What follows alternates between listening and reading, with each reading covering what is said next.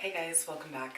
Today I thought I would do a chit-chatty get ready with me video and that I would share my birth stories with you.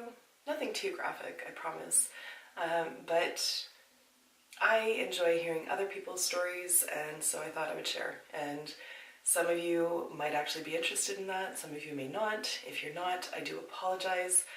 This will be the one and only time I do it, but that's what I thought I would do. And so I'm going to put on my makeup and chat with you while I do that. And I'm not going to get too far into the products in terms of reviews or anything like that. I will list down below all the products that I am using, so if you're curious about anything, you can find it down there. If you have any specific questions on any of the products, feel free to leave me a comment and I will get back to you. But that's what I thought we would do. Today is mother-loving cold outside. It is minus 34 with the wind chill up here. For you Americans, that translates to minus 29. It's unacceptably cold, basically. I'm just going to start off moisturizing the crap out of my face because it is definitely furnace weather here. Like full blast when we have our gas fireplace going as well, and it is just so cold. So my skin is arid like the desert. It's terrible. So, as a lot of you may know, I have two children. I have Aspen, my daughter, is about 5.5 now. She'll turn 6 in May. And then we have little baby Bennett, who is just about 9 months old now. So he was born in April. So, with Aspen, we tried for about 3 months, I think 2-3 months, to get pregnant with her, and then happy days, we found out we were. I had bought about like 50 or 60 pregnancy tests, like just little strips, not the full like plastic encased things, but just like little, they look like little litmus test pieces of paper, off some retailer on the internet, and I paid like $10 for them. So I would count all the days and do all the math, and it was like a beautiful mind kind of deal. And I'd test for like 4 days in a row or something like that. And of course, the first few months I was just utterly disappointed. And then by the 3rd month, I was like, come on now. Which 3 months is really not that much time, but I had no frame of reference, so I really didn't know. I'm going to use the Farsali, and I am not going to drip it all over my face. Watch and learn how it's actually done. So I did it the one day, nothing, and the next day I was taking a bath and thought, well, before I get into the tub, let's just try it one more time. So I did not expect anything, so I, did my little pee on the stick thing, set it down, finished running my bath, got into it, and then checked the thing, and it was just the faintest little line, but I lost my needle. I was so excited, so I'm like, Barry, get up now. And he came flying up the stairs thinking I'd like sustained a massive head injury or something in the tub. And I'm like, look at this! And so we celebrated and we were very happy and it was all very good. And I felt quite awkward because I was soaking wet and in the tub, but that's how we found out. So with her, I was hella sick. I had such bad morning sickness with her. It was ridiculous. There were days I had to go and get checked by the doctor to make sure that I wasn't suffering from actual dehydration, because I could not keep anything down. Not even like sips of water would just come right back up. It was terrible. And thankfully I didn't have to have a shunt put in and do IVs and all that kind of stuff, but it was not good. But we went to Babies R Us one day to look at nursery furniture and all this kind of stuff. We didn't know if we were having a boy or a girl at that point. And as we were standing in line to pay, I was just kind of like, something's weird. I don't know what's going on. And then it hit me. I didn't feel sick.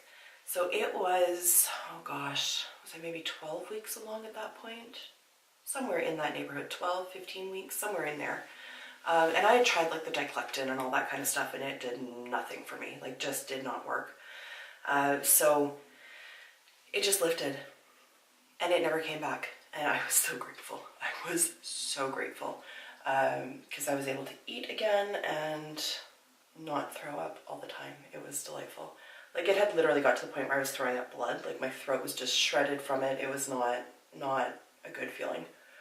But we got through it. So we did all of that, and then it was a few days after, maybe a week or two, maybe about a week or two after I stopped feeling sick, that I just started panicking. Because I wasn't feeling sick, but I couldn't feel the baby moving, and I just was convinced that something horrible had happened. I should have realized that at that far along, I would likely know definitively that something had gone wrong, but I did not. And of course, when you're pregnant, logic, well, frankly, when you're me, logic doesn't necessarily always save the day. And so I did go home, and I was sitting on the couch, and all of a sudden I felt this like really strange sensation, and I didn't quite know what was going on. And then I realized it was the baby kicking. It was like little tiny flutters deep down in my belly, and that was the first time I had ever experienced it. And to me, it was just like the baby saying, like, "It's okay, Mom. We got this. We're good." We had found out just shortly before that we were having a girl. And we had the name Aspen picked out for quite some time. We had really settled on that very early on. We wanted something sort of nature inspired, and we wanted something with meaning. And we'd gone through a bunch of name options, and I came across Aspen, and the first time I heard it, I was like, I love that. Like, it just sounded like a breath of fresh air to me. Like, and it was unique without being strange and not difficult to spell, and I just absolutely fell in love with it. And I was quite nervous that Barry wasn't going to like it because it was so unique, but he loved it as well immediately. It didn't have to grow on him. He was just like, there it is, we found the name. But I am big on names having meaning as well, so I did research on her name, or on aspen trees. In specific, it wasn't so much about like Aspen, Colorado, it was more the trees that I was concerned about, and like the nature of it all. And the aspen trees are actually really fascinating if you like go to Wikipedia or whatever. They share like a root connection, so if one tree in the family, so to speak, requires water, they can actually transport water from the ones that have like on higher ground or whatever. The lower ground ones can transport the water up to help the rest of their family out. Their roots are so deep and so strong that even if they have like sustained fire or anything like that, they can regenerate. And so they're pretty amazing trees, really.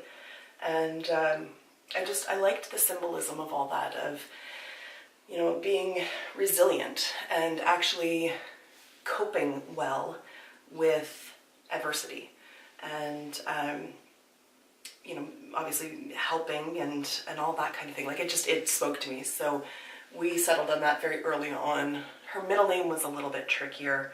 Eventually I settled on Hannah until Barry was like, yeah, if you say Aspen Hannah really close, it sounds like Aspenana. So Daddy for the win avoided our daughter being called Aspenana all her life.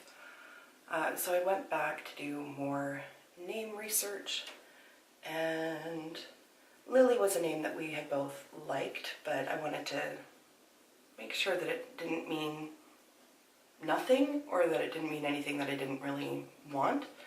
It's funny because I'm pretty chill. Like, I am not a type A personality. I am, frankly, a pretty relaxed, easygoing kind of person, but when I get head up about something, it's like, that's my obsession, and there it is.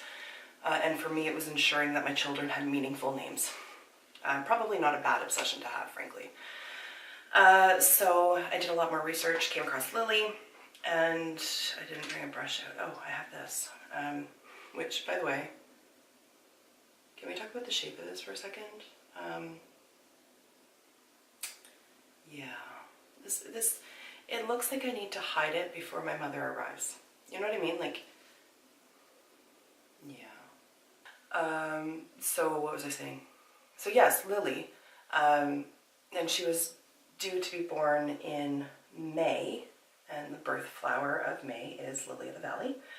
And I learned that in medieval-ish times, I guess, I can't remember, people would give Lily of the Valley as sort of a gift to say, you complete me, kind of deal. And so with that said, we settled on a middle name. So she is Aspen Lily. And she has a second middle name as well, which is odd until you hear the reasoning behind it. And it's still odd even after that. Her second middle name is Big Canoe. So she is Aspen Lily Big Canoe. And Big Canoe is my maiden name. So that was the last name I was born with. And at the time we were pregnant with her, we still hadn't, like I hadn't changed my name. We were married, but I hadn't changed my last name because it was Big Canoe and that was effing cool.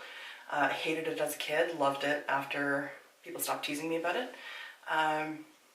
Hey Big Canoe, how's it rowing? Fuck you, Jimmy John. So, first trimester sucked balls. It was terrible. I was so sick. And then it got progressively better from there. And by the time the third trimester came around, like, I was in my element. I felt great. Like, my pelvis was a little bit sore with her because it had separated early and a little bit too much, but it wasn't anything unbearable, and I felt good. She didn't turn, so she didn't go heads down for quite a while.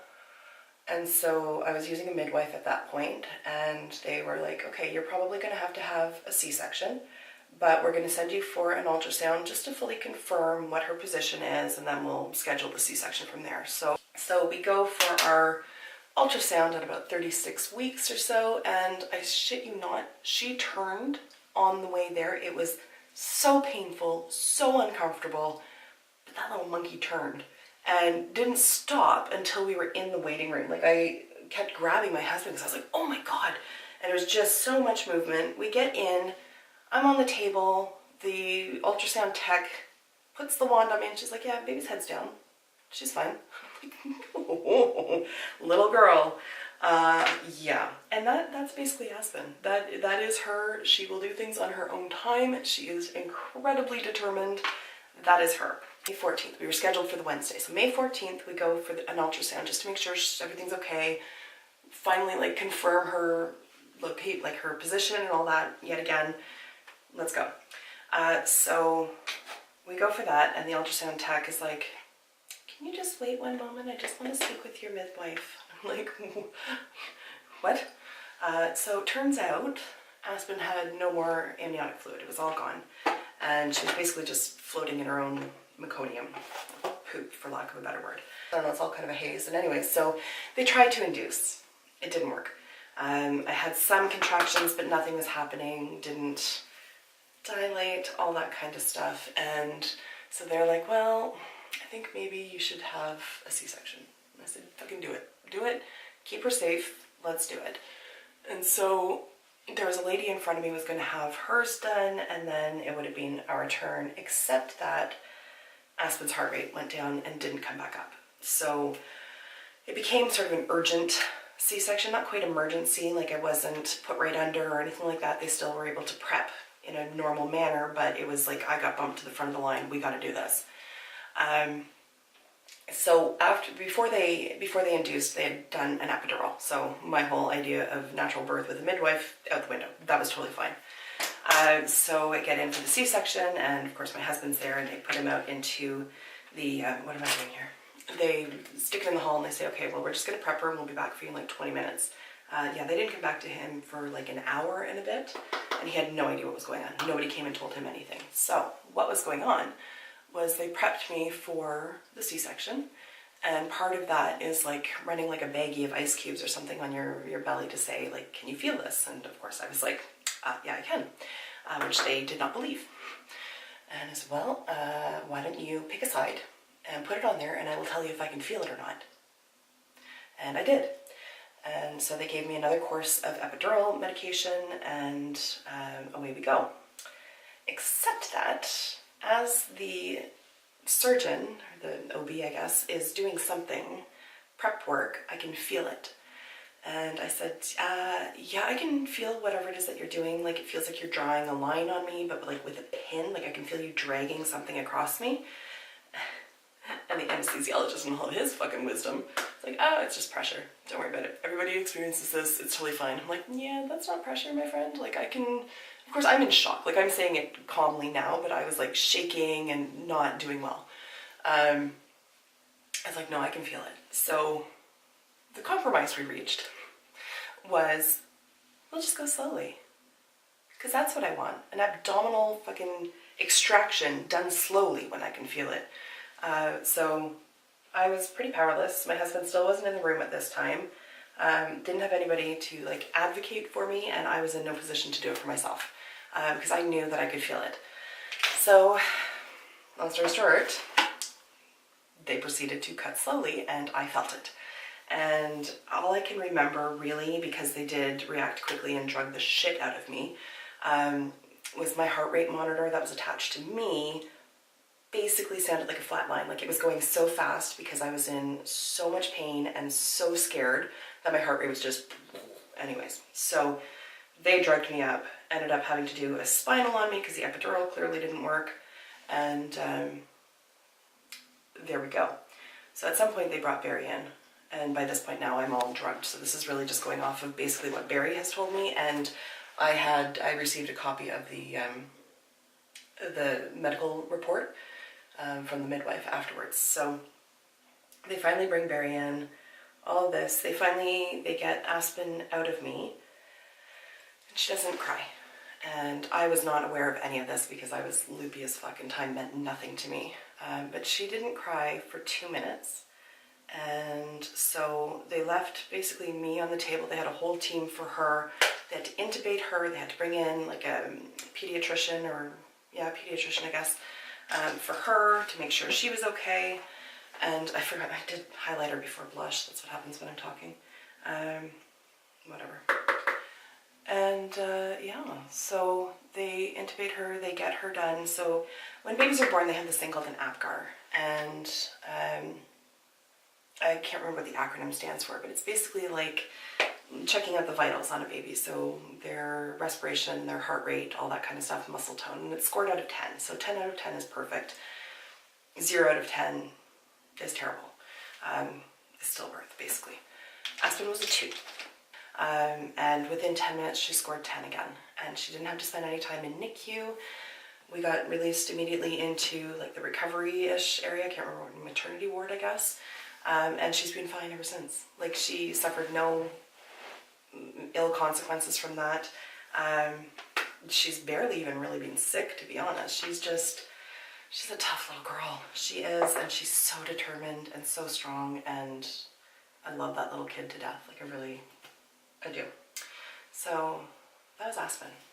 We had some other challenges afterwards. Like, she didn't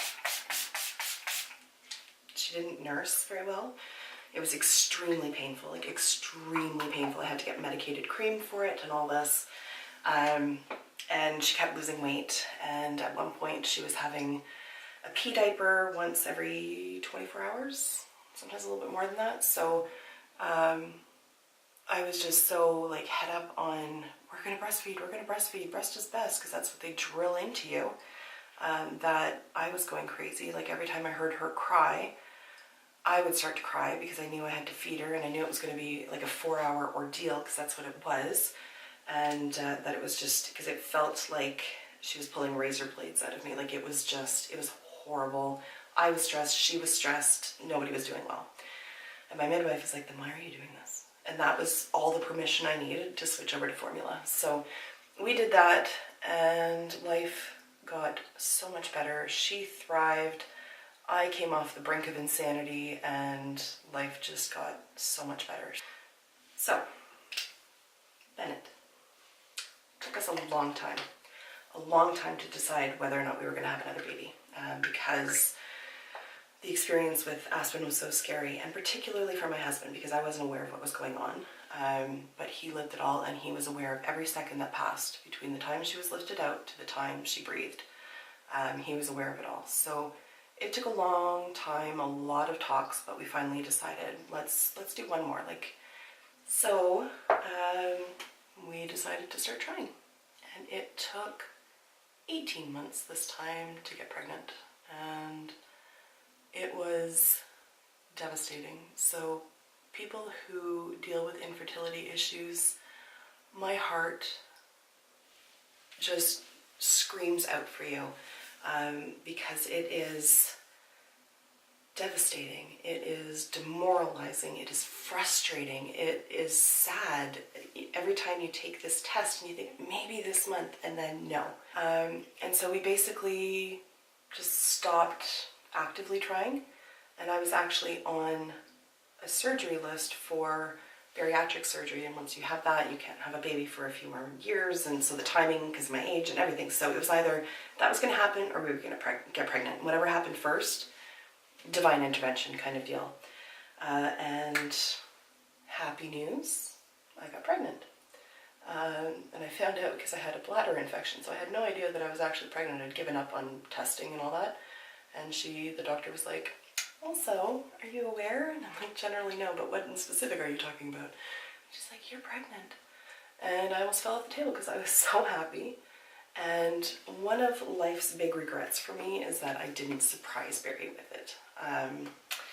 I wish that I had done some cute little, like, whatever, really put some thought into it and really surprised him, but instead I texted him and was like, hey, I have to get blood work, they think I'm pregnant. Super romantic. So there was that. Just about 18 weeks pregnant.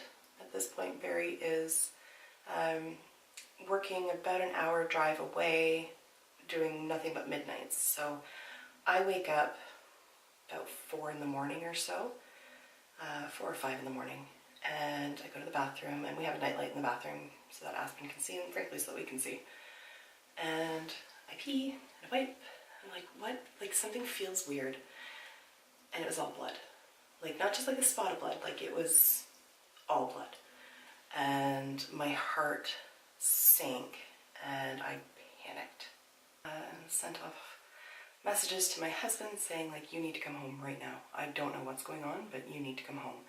And I fully thought that I was miscarrying. I had no idea what was going on. So we only have one car, and I was like, I don't know what to do. I don't know what to do. I don't know what to do. I just went into, like, lockdown. I just could not function. And my husband was like, you need to call 911 and get to the hospital, find out what's going on. So that's what I did. Called 911. The operator's like, do you look gray or ashy? And I was like, I haven't fucking looked at myself. That wasn't really high on my priority list. But at any rate, yeah, so she says, okay, well, I'm going to dispatch an ambulance, this and that and the other thing. So now I have to go wake up my daughter. And meanwhile, I have cried and sobbed, like ugly cry, like snot dripping down. Like it was thoroughly appropriate crying for the level of panic that I felt. But now I have to go wake up my daughter in the middle of the night and try not to scare the shit out of her, because she was only 4 and a bit at that point, like 4 and a half at that point. So I managed to pull myself together somehow, and I went into her room and just sort of gently shook her awake and said, guess what, honey, we're gonna go ride in an ambulance. And she's like, okay, awesome. My husband arrived basically the same time that we arrived. I was getting checked in at ER because I was so early in my pregnancy that they couldn't take me up to L&D, because if something was wrong with the baby, there's nothing they could do. The ER doc finally arrived and administered like an ultrasound, but not like the thorough, it was just like the little traveling ultrasound kit, I guess, that goes with you. And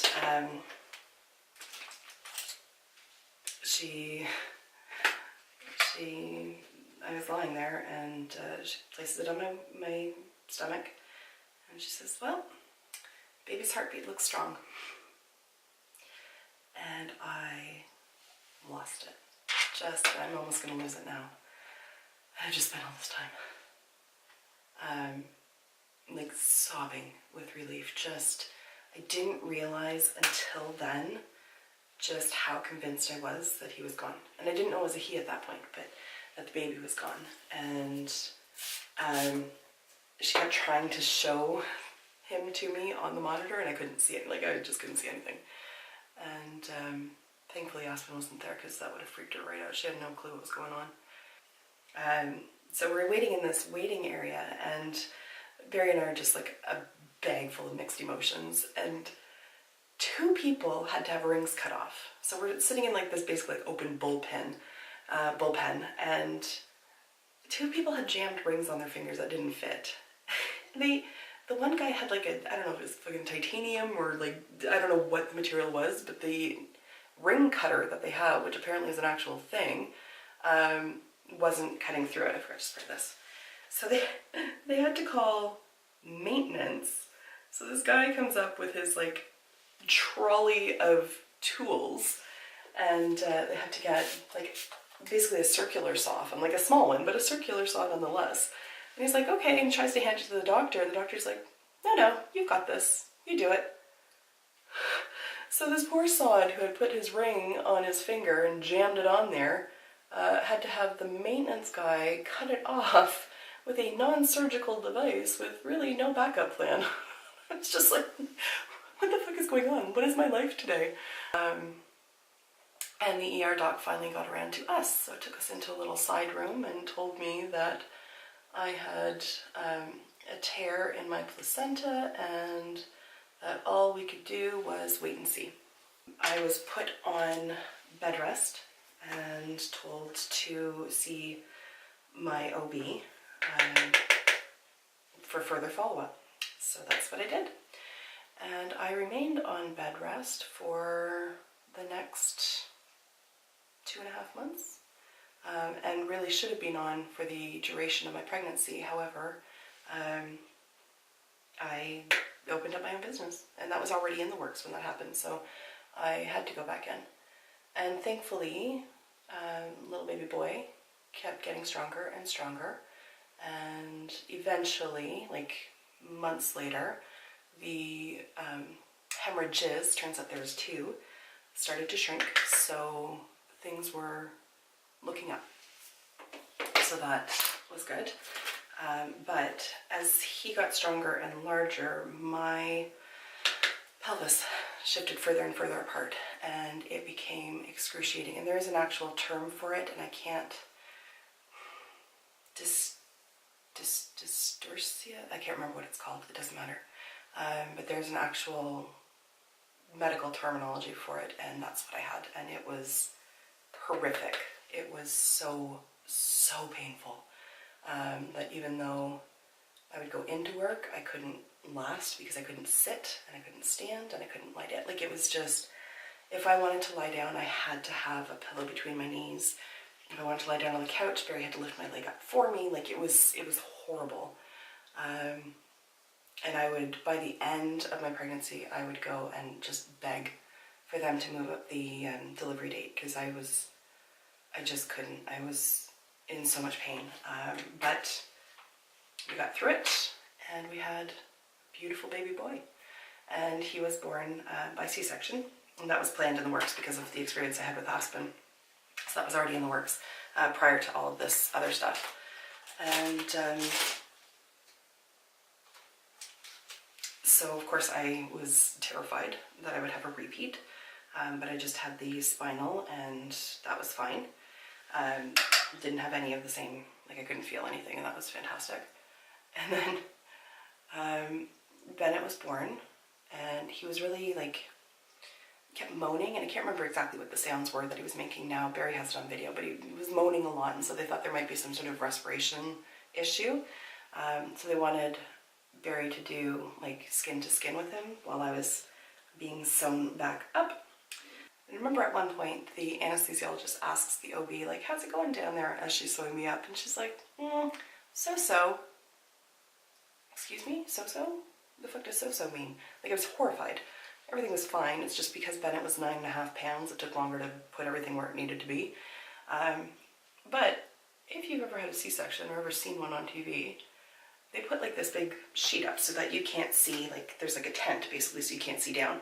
However, the ceiling was reflective as fuck, so I could see like directly into my body. Like, it was white tile, but I could see colors and things I never needed to see. I do not need to see inside of my own body. I do not need to. We've been very blessed with 2 healthy, happy, strong, determined children. And so with Bennett's name, We had not even determined like a short list at that point. But I wanted his name to mean strength or resilience or something like that. And all the names that I could find for that, I just didn't like. Didn't like them. So I switched over to looking for names that were like blessed or beloved or something, and came across Benedict. And I was like, yeah, I can't name my child Benedict. I just can't do that to him. I just can't. But the modern version of Benedict was listed underneath, and it was Bennett. And there was the name. I had already determined Gray. I really liked it as a middle name. I didn't want his first name to be Gray, but as a middle name, just to like have that reminder of basically keeping a sense of wonder. Like, don't get sucked into black and white. Stay in the gray. Be imaginative. Be creative. Don't take hard lines. Like, really just be filled with a sense of wonder. And then he has a second middle name as well, which is Reginald. And Reginald was the name of my dad. And my dad was actually my grandfather. There's a whole other story there. I could do a whole other video on that kind of thing. But so let's back that one up for a second and unpack that. My maternal grandparents adopted me. So it's not some like creepy backwoods thing. Hey, Grandpa Dad and Uncle Mom, whatever. My grandparents raised me and they adopted me, and so my maternal grandfather is legally my dad, and his name was Reginald, and he was a beautiful soul. He was one of those guys that can go into a room and come out friends with everybody he's just met, and he was very kind and generous and gentle and funny and musical and intelligent, and was just a phenomenal dad. And when I was 22, he was diagnosed with cancer, and he died shortly after I turned 23. So he battled lymphoma for only 6 months before it took him down, and it was horrific to watch him go through that. But he would love the crap out of these children. He was so good with kids. And I thought there's nobody better to name this little boy after than this man who meant the world to me and who just brought so much joy and so much happiness to so many people. So our son is Bennett Gray Reginald. And I have said in an Instagram and Facebook post that although his name means blessed, I truly feel like I am the one who is, because both of my children had very scary close counters and lived to tell the tale. Life is pretty good now. It really is. 2017 was it was a tough year, but it was a really exciting year, full of like a new business and career change for Barry and the new baby, and just things are finally starting to fall into place for us, and I couldn't be happier. So yeah, I just wanted to share all that. I know this video is going to be like 1.5 million years long, and if you've made it this far, congratulations and thank you so much. And I think really I'm saying all this more for my own therapy, because it you go through something that's scary and it just sticks with you. Like, there isn't a day goes by that I'm not grateful for both of my children. Talking about it helps me sort of process everything, and it just becomes part of like the fabric of your life, so to speak. And I'm just so grateful that everything worked out well and that they're both healthy and have no long-term illnesses to deal with or any sort of challenges in that way for them. So there it is, guys. And again, I apologize that this is probably going to be like a 40-minute video, but it felt good to say all this, and I would love to hear your birth stories. I know it's a long comment to leave, but I'm amazed at what we can do as women, just like what our bodies are capable of and what our minds are capable of. And that's not to diminish the man's role in any of this, but our bodies are pretty fucking amazing. They really, really are. Yeah, I just wanted to share a little bit of me. You know, on Instagram you get a little bit of my personality from my captions and responses to your own posts, and you get to see little snapshots of my life, and if I do like a tutorial or review, you get to see my personality a little bit more, but you don't really get to know me. And so I just kind of wanted to broadcast a piece of my life, which has been very formative for me, and obviously is a huge part of my life because it's about my children. So just wanted to share, and if you've made it this far, thank you. I will see you in my next video. Until then, just count your blessings, focus on the happy, and stay in the gray. Bye for now, guys.